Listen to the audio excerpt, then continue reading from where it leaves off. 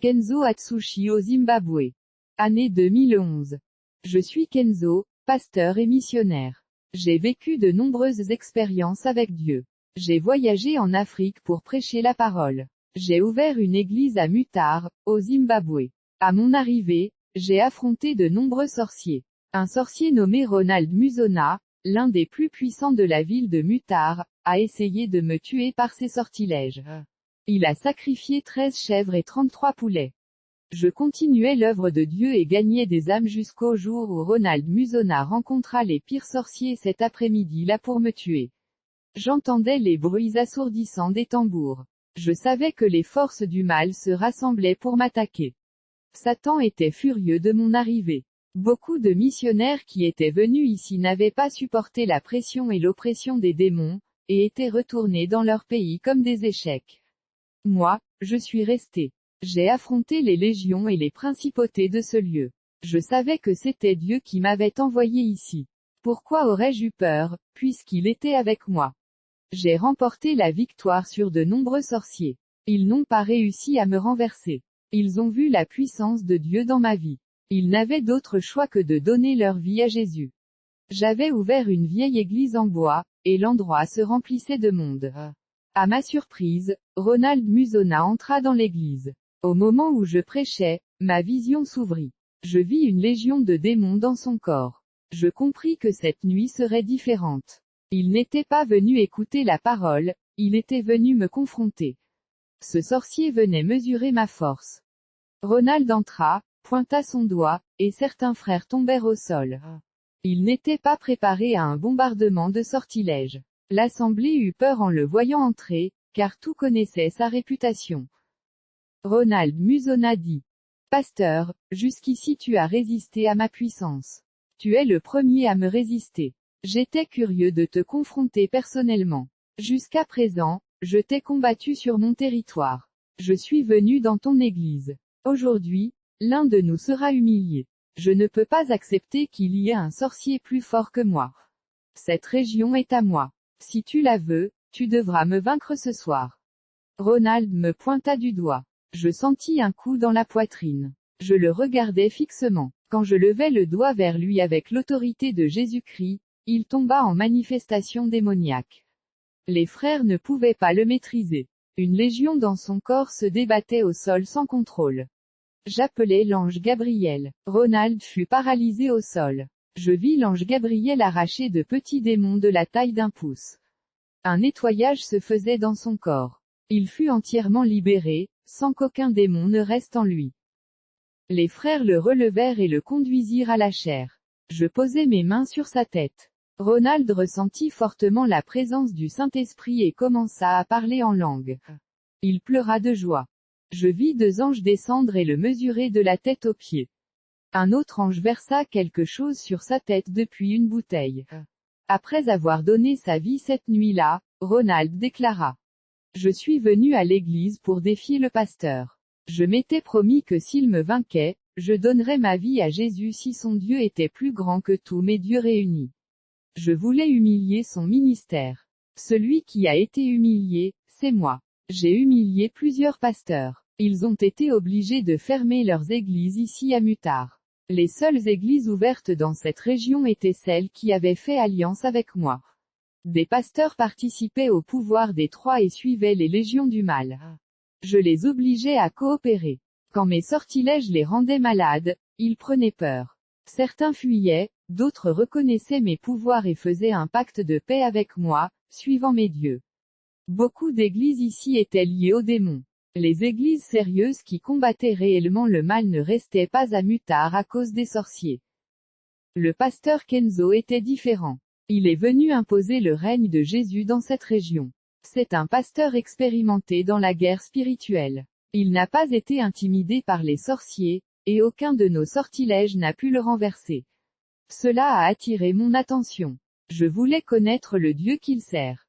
Beaucoup sont venus parler de Jésus sans jamais démontrer sa puissance. Lui ne faisait pas que prêcher, il démontrait la puissance de son Dieu.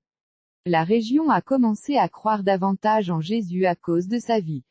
Il a gagné de nombreuses âmes et a prouvé que nos dieux n'étaient rien. J'étais esclave des démons, Maintenant je suis libre. Quand les frères m'ont amené à l'autel et que le pasteur a posé ses mains sur ma tête, j'ai vu une boule de feu sortir de son corps et entrer en moi. Je ne veux pas exalter cet homme, mais il m'a prouvé que de vrais hommes de Dieu existent. S'il avait été faux, les démons me l'auraient révélé. Les faux pasteurs n'avaient jamais la force de me faire face. Ils préféraient rester de mon côté et ouvrir leurs églises sous ma protection. Certains payaient même pour exister. Ils avaient peur que je détruise leur ministère. Beaucoup ouvraient des églises pour vendre des objets religieux. Après ma conversion, l'église en bois s'est enflammée spirituellement. Le peuple a pris courage. Beaucoup de sorciers se sont convertis avant moi, et d'autres après moi. Les sorciers avaient peur de cette église. Ils ont cessé leur pratique et ont laissé le peuple tranquille. Un jour, pendant un culte, le pasteur posa ses mains sur moi. Je tombai et je fus emmené en enfer. Je suis revenu terrifié. Je ne raconterai pas ce que j'ai vu. Je parlerai de cela plus tard. Je veux seulement parler de ma conversion. Je sais que le pasteur Kenzo ne peut pas rester ici pour toujours. Il est missionnaire. Quand son temps sera terminé, il retournera dans son pays. Les sorciers m'ont menacé, ils disent qu'ils attaqueront la communauté chrétienne après son départ. Mais le pasteur a laissé un peuple en feu, prêt à résister. L'œuvre qu'il a laissée ici vient de Dieu. Le diable ne pourra pas la détruire. Je leur ai dit. Je retourne chez moi, et je vous laisse prendre soin des ministères. J'ai affronté beaucoup de difficultés ici à cause de la pauvreté de la région, mais je l'ai fait pour Jésus. Mon amour pour vous m'a fait résister à l'oppression. Je laisse le pasteur Ronald Musona diriger cette œuvre. Son leadership est fort. Lui qui était sorcier est le plus capable de guider ce travail. Retour. Je pris l'avion pour rentrer chez moi. Soudain, les lumières s'éteignirent. Je vis un démon furieux essayant de faire tomber l'avion. Il était en colère parce que j'avais accompli la mission de Dieu en Afrique. Mais il ne put rien faire, car Dieu était avec moi. Je rentrai chez moi et priai à l'aube. Le Saint-Esprit me conduisit dans l'arrière-cour. Je vis un tunnel noir et sans fin s'ouvrir dans mon jardin. Je demandai. Seigneur, qu'est-ce que c'est? Le Saint-Esprit me répondit. C'est la porte de l'enfer. Je vis des démons sortir de ce trou sombre. Ils étaient féroces. Je n'avais jamais vu une telle vitesse. Je travaille dans le ministère de délivrance, mais ces démons-là, je ne les avais jamais affrontés. Je demandais. Seigneur, que se passe-t-il? Démons de la destruction des familles. Le Seigneur me révéla que des démons autrefois enfermés en enfer étaient libérés pour détruire l'humanité. Il dit. Ces démons détruiront les familles. Ils pousseront des parents à tuer leurs enfants, des enfants à tuer leurs parents. Ils provoqueront l'abus, les séparations, les divorces. Ce sont les pires démons des derniers temps. Mon corps trembla. Je retournai dans ma chambre. Mon esprit quitta mon corps. Un ange descendit, et mon esprit resta à ses côtés pour une nouvelle mission. L'abîme, les anges déchus, la bête. L'ange dit. Aujourd'hui, nous allons visiter une partie de l'enfer, l'abîme. Nous descendîmes. Là, il n'y avait pas d'âmes humaines, mais des anges enchaînés. Ce n'étaient pas des démons ordinaires, c'étaient des anges qui avaient péché autrefois. Ils avaient perdu leur forme et étaient devenus monstrueux. Je les vis se transformer en créatures semblables à celles décrites dans Apocalypse 9 versets 7 à 8. Des sauterelles comme des chevaux prêts pour la bataille, avec des visages d'hommes, des cheveux de femmes et des dents de lion. L'ange dit. Ce sont les anges qui seront libérés pour tourmenter la terre. Satan recevra la clé de cet endroit et les relâchera. Je vis un ange enchaîné qui se transforma en dragon à plusieurs têtes. L'ange dit. C'est la bête qui sera l'antéchrist. Il me montra un lieu vide dans l'abîme. C'est ici que Satan sera enfermé pendant 1000 ans. Le bikini. Nous allâmes vers l'endroit où souffraient les âmes. L'ange me montra une femme chrétienne en enfer. Il dit.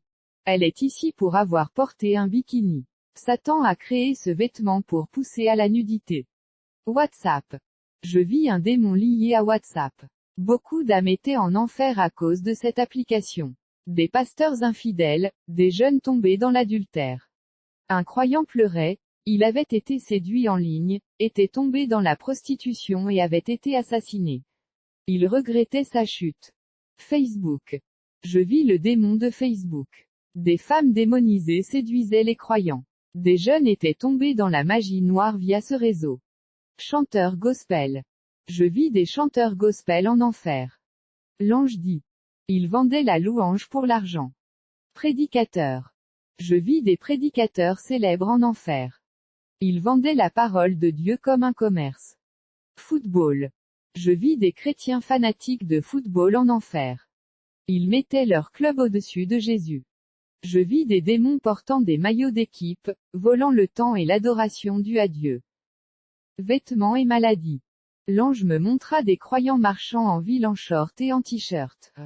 Les démons riaient et leur lançaient des flèches de maladie. Beaucoup tombèrent gravement malades, d'autres moururent à l'hôpital. Je demandais. Pourquoi les démons les attaquent-ils? L'ange répondit. Ils vivent comme les impies. Ils ne gardent pas leur corps sain. Je vis aussi des femmes croyantes habillées légèrement tombées malades. Elles scandalisent la parole, dit l'ange. Il me montra des pasteurs chez eux, négligents dans leur conduite. Une boule de feu quittait leur maison tandis qu'un nuage noir approchait. Ils pensent être sauvés, mais leurs actions chassent le Saint-Esprit. Nudité. Nous allâmes à la plage. L'ange me montra des chrétiens prenant le soleil nu. Ils savent que c'est un péché, mais continuent. Église corrompue. L'ange m'emmena dans une église. Peu de personnes portaient la marque des élus. Il y a peu d'élus dans les églises corrompues. Louanges corrompues. Je vis des chants monter comme de la fumée. Ces louanges ne glorifient pas Dieu, elles contiennent des philosophies humaines. Des chants de style rock commencèrent. Ce rythme vient du diable, dit l'ange. La vraie louange. Nous montâmes au ciel. Je vis des milliers d'anges louer Dieu dans un temple blanc rempli de gloire. Voilà la vraie louange. Je dis. Sur terre, c'est difficile. L'ange répondit. L'homme peut offrir une louange sainte avec l'aide du Saint-Esprit. Les larmes. Nous descendîmes dans une petite église. Les gens pleuraient à genoux. Des anges recueillaient leurs larmes dans des flacons, elles devenaient de l'or. Cette église souffre mais reste fidèle. Les cheveux. Je vis des anges ramasser des mèches de cheveux tombés. Rien de ce qui est saint ne reste sur terre, dit l'ange. Retour au corps. L'ange dit. Kenzo, retourne dans ton corps. Je revins. Ma femme me trouva allongée sur le sol. Le lendemain, je partis prêcher dans une église lointaine. En route vers cette église, je vis une ombre noire traverser la route. La voiture s'arrêta, plus d'essence. Pourtant j'avais fait le plein. Quelque chose n'allait pas. Les conducteurs refusaient de nous aider. Je voyais leurs visages se transformer en monstres, des démons les utilisaient pour bloquer notre mission. Je dis à Leslie. Dieu va agir dans cette église. Les démons veulent nous empêcher d'y aller. Nous marchâmes sous la pluie. Finalement, un garçon nous donna un lift. Nous arrivâmes à destination, l'église s'appelait Jésus est roi. Les boucles d'oreilles. Pendant le culte, un démon se manifesta dans une femme. Il cria. Tu m'as déclaré la guerre. Je priais. Satan refusait de sortir. Elle ne veut pas me laisser, elle garde ce qui m'appartient. Les sœurs retirèrent ses boucles d'oreilles. Dès qu'elles furent enlevées, le démon partit. Le Saint-Esprit me révéla qu'un sataniste consacrait ses bijoux par des rituels de sang pour contrôler les acheteuses. La femme confirma. Quand je les portais, je devenais agressive, j'avais peur, des cauchemars. Après cela, beaucoup se convertirent. Je vis des anges inscrire leur nom dans le livre de vie. Vision sur les réseaux sociaux. Cette nuit-là, Dieu me montra des visions. Des pasteurs infidèles. Des chrétiens trompant leurs conjoints en ligne.